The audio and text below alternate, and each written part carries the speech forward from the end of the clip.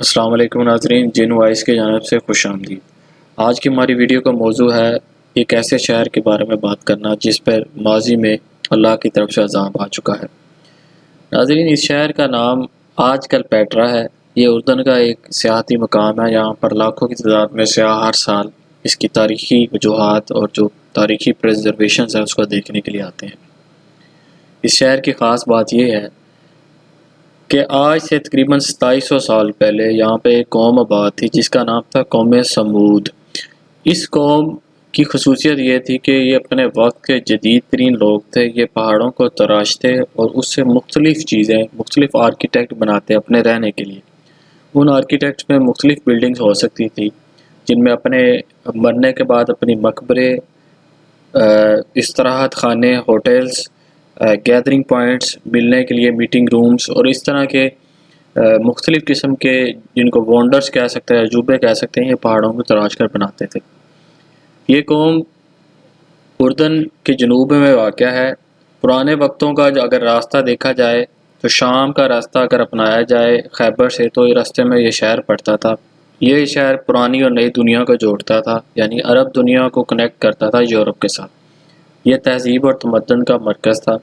یہاں بہت تیزی سے جدت اور اپنے وقت کے علوم بہت جلدی سے نشوما پا رہے تھے۔ انہی میں ایک پیغمبر نشوما ہوئے، حضرت صالح علیہ السلام۔ وہ پہلے انہی میں رہتے تھے، انہی لوگوں میں۔ ان کا نسب بڑا اونچا تھا، لیکن اللہ کی طرف سے ان پر نبوت نازل ہوئی، یعنی اللہ نے ان کو پیغمبر چوز کیا تو انہوں نے اپنے لوگوں کو پریچنگ سٹارٹ کر دی۔ شروع میں آپ کو پتہ ہے کہ بڑا مشکل ہوتا ہے ایک دو بندوں کو بتانا۔ اپنے حلقہ احباب میں انہوں نے جب پریچنگ سٹارٹ کی تو لوگوں نے اس کے اندر سیریس نہیں لیا، لیکن بعد میں انہوں نے اوپن پلیسز پر جا کے، جہاں پہ گیدرنگ ہو رہی ہوتی، جہاں ہجوم ہوتا، تو وہاں پہ ان کو اللہ کی دعوت دینا شروع کر دی، ایک اللہ کے اوپر یقین رکھیں۔ ناظرین، آپ سوچ رہے ہوں گے کہ یہ پیغمبر ہمیشہ ایک خدائے وحدانیت کی ہی کیوں تعلیم دیتے ہیں؟ آخر ایسا کیا ہوا کہ انہوں نے بھی پریچنگ سٹارٹ کر دی؟ اصل میں ہوتا یہ کہ جب بھی کوئی قوم ترقی کرتی ہے دین سے ہٹ کے، تو وہ اس کے ذہن میں بہت مختلف قسم کے کانسیپٹس آتے ہیں کہ ہمارا مالک کون ہے یا ہمارا بنانے والا کون ہے، اور وہ اپنے آپ کو جلد سے جلد اڈاپٹ کرتی ہے نیئر بائی چیزوں کی۔ یعنی اس قوم نے جو ہی اپنے وقتوں میں جدت اختیار کی تو ان کو سوچنا شروع کر دیا کہ خدا کون ہے، تو خدا کے کنسیپٹ پہ انہوں نے پتھر اور بتوں کی پوجا شروع کی ہوئی تھی، اور مختلف قسم کے انہوں نے اپنے دور کے خدا بانے ہوئے تھے جن کی عبادت کرتے تھے۔ ایک اور بات یہ ہوتا ہے کہ ریلیجن کو بزنس بھی مانا جاتا ہے۔ آپ اپنے خدا جو بناتے ہو، لوگ آ کے چڑھاوا چڑھاتے ہیں یا ملتے ہیں، یا آپ کی ایک سوسائٹی میں قدر بڑھ جاتی ہے کہ اس بندے کا خدا ہے، تو یہ ایک مقام ہوتا ہے سوسائٹی میں۔ تو انسانوں کی فطرت ہے، جو لوگ مسلمان ہیں اور یہ سمجھتے ہیں کہ شاید یہ کلمہ ان کو نصیب ہوا، یہ بہت بڑی بات ہوتی ہے۔ اللہ کی طرف سے دل میں اتنا بڑا ایک انعام ہے کہ آپ بغیر دیکھے اللہ کو ایک مان رہے ہو، لیکن بہت دنیا کی تقریباً 70% آبادی اس چیز کو نہیں مانتی۔ اگر 7 ارب کی آبادی ہے تو تقریباً 50% سے اوپر اب لوگ ایسے تقریباً چلے گئے ہیں جو ایک خدا کو مانتے ہی نہیں ہیں، اور جو مانتے ہیں وہ بھی بہت تھوڑا ہے، یعنی وہ تقریباً مسلمان ہی اس حد تک مانتے ہیں، باقیوں کا عقیدہ بہت مکس ہوا ہے۔ تو اس قوم کے ساتھ یہ ہوا کہ ان کو جب پریچنگ سٹارٹ کی گئی تو انہوں نے اس کو جھٹلایا۔ آپ کو حضرت صالح علیہ السلام کی اونٹنی کا قصہ معلوم ہوگا۔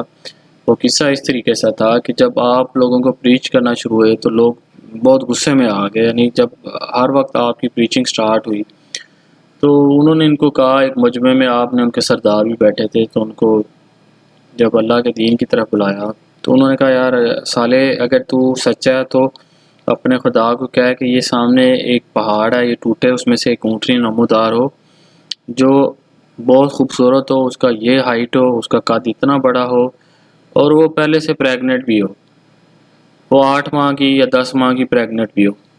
یعنی ایسی شرطیں انہوں نے رکھی کہ جو امپاسبل تھی، کہ پہاڑ سامنے سے ٹوٹے، ایک اونٹنی نمودار ہو جو بڑی نایاب نسل کی ہو، اس کا قد اتنا ہو، اور پھر پریگننٹ بھی ہو۔ یہ مذاقیہ طور پہ بات ہوئی، لیکن بات مذاق میں تھی، لیکن پیغمبر کے پاس جو اختیارات ہوتے ہیں وہ بہت زیادہ ہوتے ہیں۔ حضرت صالح علیہ السلام نے وہاں پہ نماز پڑھنا شروع کی، اپنے رب سے دعا کی اپنی قوم کے حق میں کہ یہ معجزہ ظاہر ہو تاکہ یہ لوگ مسلمان ہوں۔ اللہ تعالیٰ نے آپ کی دعا قبول کی، پہاڑ ٹوٹا، اس میں سے ایک اونٹنی نمودار ہوئی، اور جس طریقے سے انہوں نے وہ خصوصیات مانگی تھی بالکل ویسی خصوصیات والی اونٹنی نمودار ہوئی۔ یہ ایک بڑا شوکنگ تھا. وہاں پہ میجورٹی لوگ جو سے تھے بڑے بڑے سردار انہوں نے ایمان لے آئے اور کچھ نے اسٹل اس کو جھٹلایا.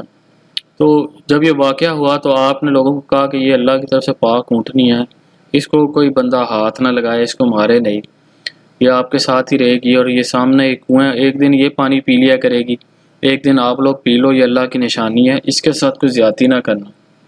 یہ لوگوں کو ڈرانے کے لیے بات ہوئی تھی, یہ ایک امتحان بھی تھا. شروع میں چونکہ یہ واقعہ تازہ نمودار ہوا تو لوگوں نے بلیو کیا, انہوں نے کہا ٹھیک ہے ہم اس اونٹنی کو کچھ نہیں کہیں گے, ہمارے لیے بھی یہ پاک ہے. لیکن جب جو 2-4 دن, ہفتہ 10 دن جب گزرتے ہی گئی تو اونٹنی کی ایک خصوصیت یہ تھی کہ وہ جس دن پانی پیتی وہ سارا کنواں پی لیتی. تو اس بار لوگ نا تھوڑا سا غصہ کرنا شروع ہو گئے کہ یہ پانی ختم ہو جاتا ہے یا اتنا پانی کیسے پی جاتی ہے. آہستہ آہستہ وقت گزرتا گیا تو ایک سردار ان کا تھا, اس نے اونٹنی کے تھن کاٹ دیے اور پھر ہنسی مذاق میں اونٹنی کو مار دیا. اب جب ایسا واقعہ ہوا تو حضرت صالح علیہ السلام اور اونٹنی کا اس ٹائم بیبی ہو چکا تھا اور بچہ پہاڑ کے اوپر چڑھ کے رونا شروع کر دیا. یعنی 3 دفعہ اس نے بڑی اونچی اونچی آواز لگائی جو کہ پوری وادی تک گئی. اب حضرت صالح علیہ السلام نے ان کو کہا کہ یہ 3 دفعہ جو اس نے آواز دی ہے, میں بھی تم لوگوں کو 3 دن کی مہلت دیتا ہوں, 3 دن میں توبہ استغفار کر لو, اگر نہیں کرو گے تو تم پر اللہ کی طرف سے عذاب آئے گا. تو یہ بڑی سخت وارننگ دی گئی اپنی قوم کو. ان کی قوم نے اس چیز کو لوگوں نے سیریس بھی لیا کیونکہ آپ کا حضرت صالح علیہ السلام کا اخلاق اور ان کا جو قول اور فعل میں تضاد نہیں تھا, یعنی باتیں ان کی ایکسیپٹیبل تھیں. لوگ ڈر بھی گئے, لیکن انہوں نے سوچا چلو 3 دن گزر جاتے ہیں تو اس سے اگر 3 دن گزر جاتے ہیں تو ہم مطلب اس چیز سے آزاد ہو جائیں گے, صالح جھوٹا ہو جائے گا. پہلا دن گزرا, لوگ بڑے پریشان, ان کے چہرے لال, خوف تھا ان کو. دوسرا دن گزرا, دوسرے دن جب گزرا تو انہوں نے ایک پلاننگ کی کہ آج رات جا کے صالح کو قتل کر دیتے. ان کے جو قتل کریے لوگ رات کو آئے, ان کے اوپر بھی اللہ کی طرف سے پتھروں کی بارش ہوئی. ایک قرآن شریف میں آیا تھا کہ وہ پلان کرتے ہیں اور اللہ پلان کرتا ہے, اللہ از دا بیسٹ آف پلانرز. یہ لوگ مارے گئے. اور تیسرا دن جب گزرا تو کوئی عذاب نازل نہیں ہوا تو لوگ تھوڑا سا ہنسنا شروع ہو گئے کہ چلو 3 دن گزر گئے. ابھی اتنی بات تھی کہ ایک بڑی زوردار قسم کی چیخ کی آواز آئی. یہ چیخ کچھ لوگ اس کو کہتے ہیں کہ اٹامک بلاسٹ تھا, جس کا شاک ویو ایسی تھی کہ اس کا ساؤنڈ, یعنی شاک ویو کی بھی ایک بڑی ہیوی ساؤنڈ ہوتی ہے. تو جو لوگ ادھر جس حال میں تھے اسی حال میں ان کی روح قبض ہوگی.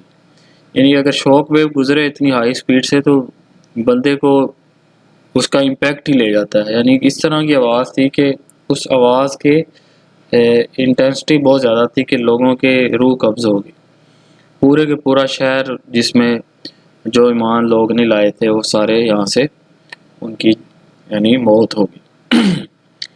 حاضرین, اس شہر کے بارے میں جب نبی پاک صلی اللہ علیہ وسلم غزوہ خیبر کے لیے جا رہے تھے تو یہ راستے میں شہر جب پڑا تو آپ نے لوگوں کو اس شہر کے جلدی جلدی گزرنے کا مشورہ دیا اور یہ بھی بتایا کہ یہ کرس سٹی ہے.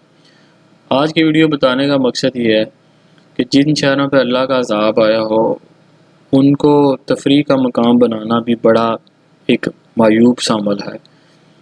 ہمیں ان سے عبرت پکڑنی چاہیے. اگر آپ یہاں پہ جا کے دیکھنا چاہ رہے ہو, دیکھنے کی چیز یہ ہے کہ آپ غور کریں کہ یہاں پہ کتنے بڑے لوگ آباد تھے اور اب یہ خالی اور ویران ہے.